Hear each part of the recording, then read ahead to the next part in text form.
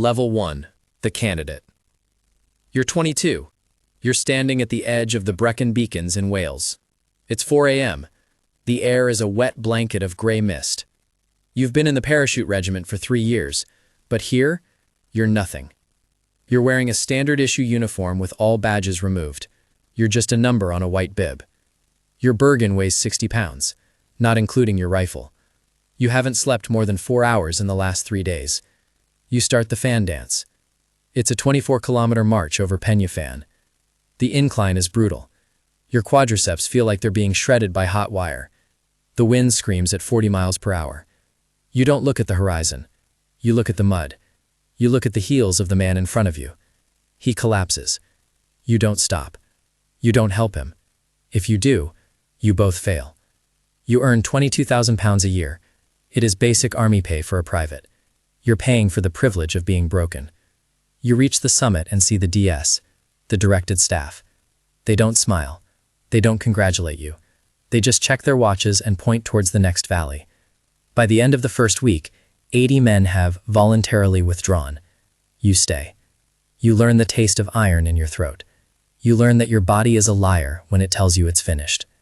Level 2. The Trooper. You're 24. You've survived the hills, the jungle of Brunei, and the interrogation phase. You stand in the small, windowless room in Hereford. An officer hands you a beige beret with a silk dagger. Who dares wins. You're badged. You don't cheer. You go to your new locker. You're now a badger, a new arrival in B Squadron. Your pay jumps immediately. With Special Forces service pay and allowances, you're clearing 48,000 pounds a year. You're assigned to the air troop. You spend 6 months learning how to fall from 30,000 feet. You jump in total darkness. You carry 100 pounds of gear strapped to your legs. The silence at that altitude is terrifying. You're a specialist now. You pick a trade. Signals, medic, or demolitions. You choose demolitions. You learn how to take down a bridge with 3 ounces of PE4. You learn how to disappear in a city of 10 million people. Your life is a series of go bags and short-notice phone calls. You lose your civilian friends. They ask where you've been. You tell them you've been doing admin in Catterick. You're lying. You were in a mud hut in the Hindu Kush for 3 months. You are a ghost with a salary. Level 3. The Corporal. You're 28. You've seen 3 operational tours. You have the winged dagger tattooed on your soul, if not your skin. You're now a patrol lead. You're responsible for 3 other men. In the SAS, the 4-man patrol is the ultimate unit. You earn 54,000 pounds. You're in a safe house in a city that smells of diesel and roasting meat. It's 0100 hours. You're prepping a counterterrorism hit. You check the schematic of the target building for the 100th time. You don't give a long briefing. Your men know their jobs. You tap the shoulder of your lead breacher. The door goes in with a pressure wave that hits your chest like a physical punch. You move through the smoke. 2 rounds per target. Minimal talk. Just the sound of brass hitting the floor and the hiss of suppressed rifles. You realize that leadership isn't about shouting. It's about being the person everyone looks to when the plan falls apart. You're responsible for the lives of your 3 best friends. If you miss a detail, you are the one who has to write the letter to their parents. The weight of the Bergen was nothing compared to this. Level 4. The Sergeant.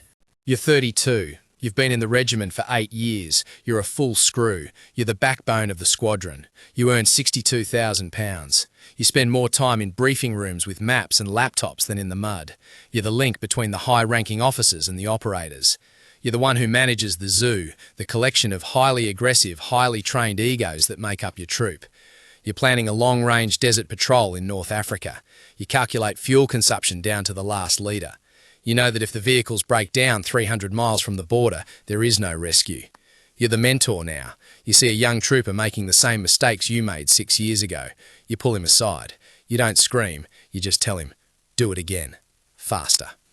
You've buried 5 men you knew by their first names. You attend the funerals in a suit, looking like a businessman. You start every morning with a handful of anti-inflammatories. Your knees click when you walk. Your back is a map of old injuries. But you are the professional. You are what every candidate hopes to become. Level 5. The Staff Sergeant. You're 36. You are now the Squadron Quartermaster Sergeant. You earn 68,000 pounds. You've moved from the front of the stack to the heart of the machine. You aren't kicking doors anymore. You're the one ensuring those doors can be kicked. You manage a multi-million-pound budget for experimental weaponry and classified surveillance gear. You're the gatekeeper. You spend your days at the killing house in Hereford watching the new intake.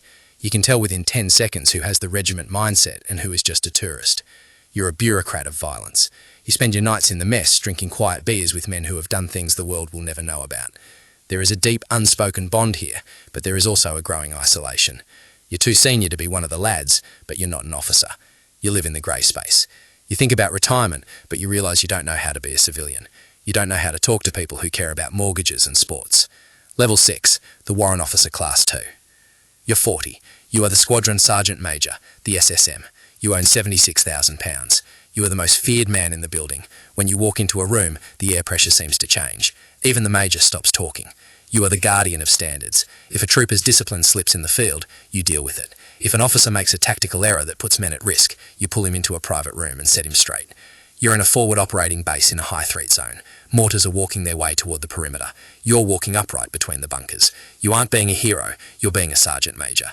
You're checking the perimeter, making eye contact with the young soldiers. If they see you calm, they stay calm. You've spent 2 decades in the shadows. Your family knows you work for the Ministry of Defence. That's all they know.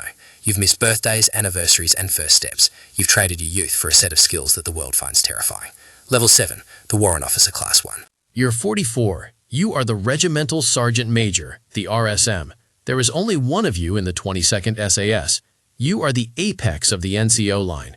You earn 85,000 pounds. You report directly to the commanding officer. You are the living history of the regiment. You wear a service dress uniform more often than camo now.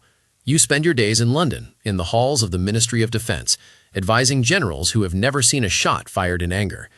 You look at the names on the clock tower at Stirling Lines every single morning. You knew many of those names.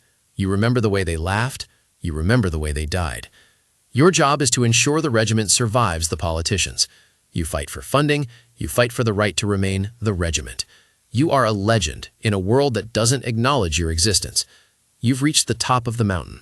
It's cold up here. Level 8, the captain. You've shifted paths. You're 27. You're an officer. You've passed the officer selection, which is statistically even more brutal. You earn 58,000 pounds. You lead a troop of 16 men. These men are older than you. They've seen more combat than you ever will. You have the rank, but you have no respect, not yet. You have to earn it every single day. You lead from the front because you have to prove you're worthy of the beige beret.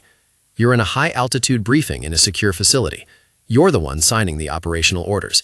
If the mission fails, the sergeant gets blamed by the men, but you get destroyed by the brass. You're the one who has to explain to the director of Special Forces why a million-pound drone was lost or why a target wasn't neutralized. You're a politician in a tactical vest.